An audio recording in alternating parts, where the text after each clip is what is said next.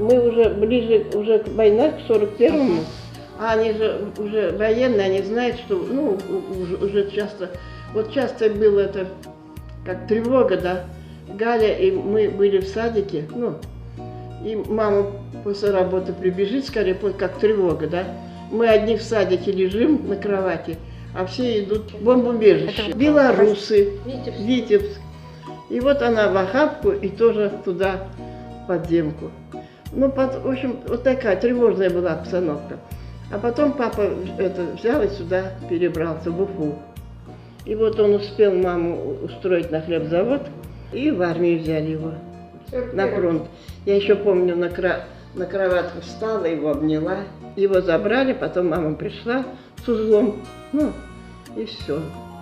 А потом прямо так быстро получили открытку от него. Едем в сторону Сталинграда. Вот так, в направлении Сталинграда едем. А потом ничего нет. А потом извещение, погиб. Вот такая трагедия.